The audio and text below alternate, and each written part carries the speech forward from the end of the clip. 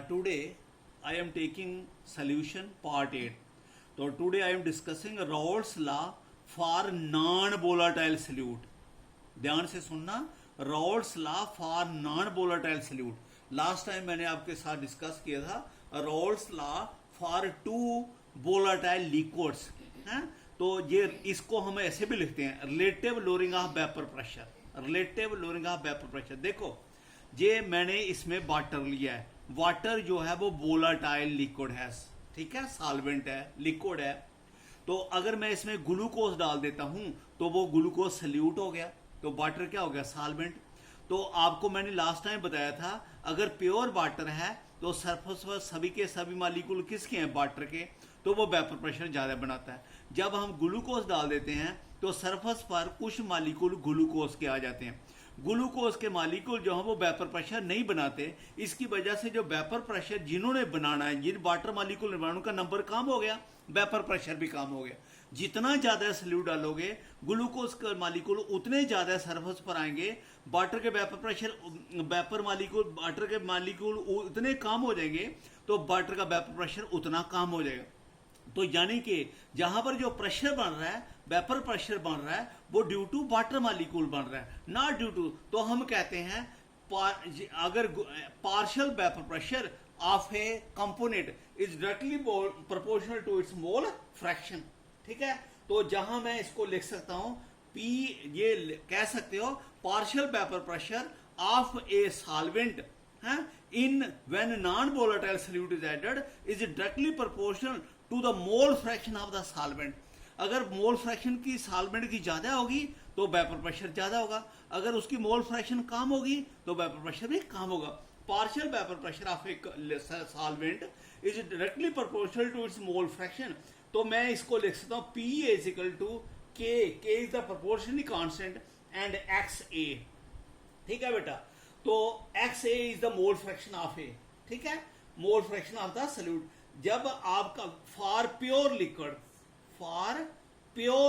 जब लिक्विड आपका प्योर हो बेटे, हैं, XA कितना होगा, 1, क्योंकि B तो है नहीं उस वक्त. तो फिर PA किसके बराबर हो जाएगा, हैं, PA will be equal to, ये 1 हो गया, हैं. तो सारी मोल फ्रैक्शन किसकी हो, तो PA will be equal to PA not into XA. बताया था ना आपको, XA, XA 1 हो गया. तो पार्शियल प्रेशर जो हुआ वो प्योर के बराबर हो गया, क्योंकि सिर्फ एक ही कंपोनेंट है, दूसरा कोई कंपोनेंट है ही नहीं. तो वो उसका प्रेशर प्योर के बराबर हो जाएगा जब XA कितना है, 1.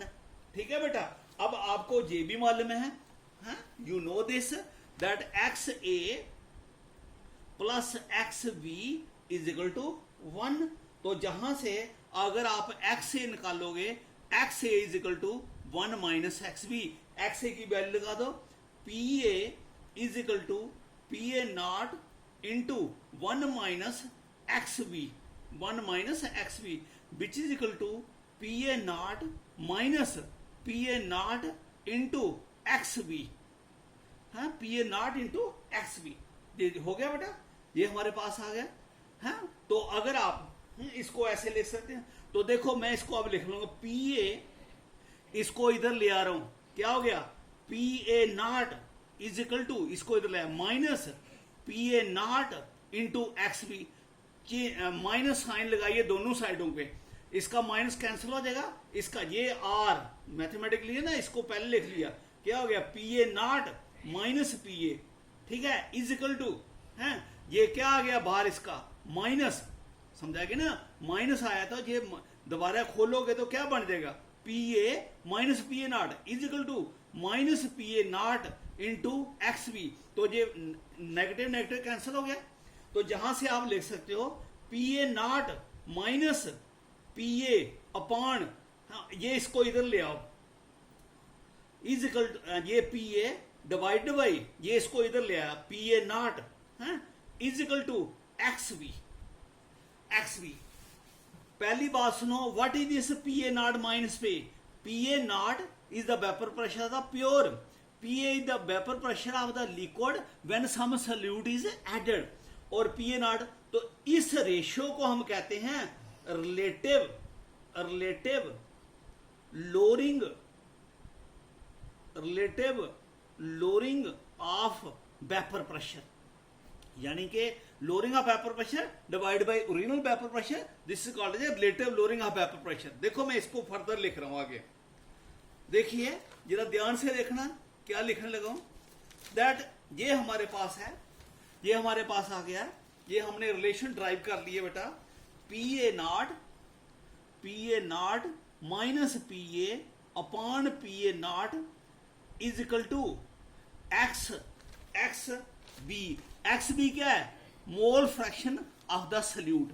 मैं इसको ऐसे लिख सकता हूं, P A nought minus P A is equal to P A nought into X B. आपको मालूम है P A nought fix value है बेटा, ये चेंज नहीं होती। क्यों? क्योंकि ये प्योर कंपोनेंट का वेपर प्रेशर है, तो वो तो कांस्टेंट होता है। तो इसको मैं ऐसे लिख सकता हूं, P A nought minus P A is directly proportional to X B. देखो ये मेरे पास रिलेशन आ गई। देखो पी ए, ये आपको मालूम है इसका प्रोपोर्शन खोलेंगे तो पी ए नॉट ये कांस्टेंट आ जाएगा। तो what is this P A not a? P A nought is the pure vapour pressure of liquid A है। पी ए क्या है? Partial vapour pressure. देखो ध्यान से सुनो, रिलेशन को समझा रहा हूं। ये वाटर है इसका वेपर प्रेशर प्योर का पी ए, लेकिन जब आपने सल्यूट डाल दिया इसका वेपर प्रेशर क्या हो गया? कम। कितना हो गया? माइनस पी ए, वो पी ए हो गया। तो जितन देखो इस रिलेशन से क्या पता, अगर मैं और सल्यूट डालूंगा तो पी ए की वैल्यू और कम होती जाएगी, ठीक है। ये और सल्यूट डालूंगा पी ए की वैल्यू और कम होती जाएगी। तो ये जो P A nought minus P A, this is lowering of vapour pressure. ये पहले क्या था? पी ए नॉट, अब क्या है? सल्यूट डालने से क्या हो गया? P A. तो ये क्या होगा? Lowering of vapour pressure. क्या रिलेशन बना सकते हो? Lowering of vapour pressure is directly proportional to the mole fraction of the salute.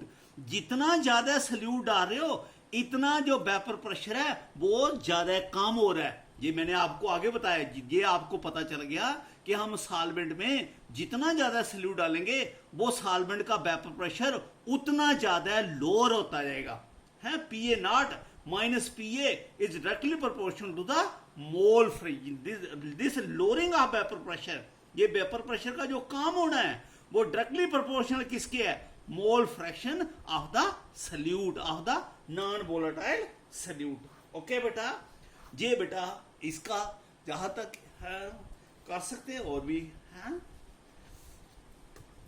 दूसरा को समझा ले, चलो दिस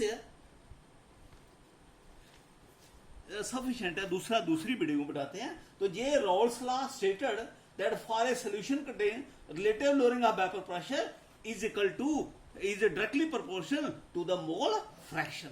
ये लोअरिंग है, ये क्या है? Relative lowering. अगर ये आप यहां कहना है कि रिलेटिव लोअरिंग जो है वो किसके बराबर है? मोल फ्रैक्शन के बराबर है। किसकी? सल्यूट की। जितना ज्यादा सल्यूट डालोगे उतनी इसकी उसके बराबर ये वैल्यू होगी, ठीक है। तो ये क्या होगा? लोअरिंग ऑफ वेपर प्रेशर, जितना ज्यादा सल्यूट डाल रहे हो उतनी लोअरिंग ज्यादा हो रही है। ओके बेटा, नेक्स्ट में करेंगे।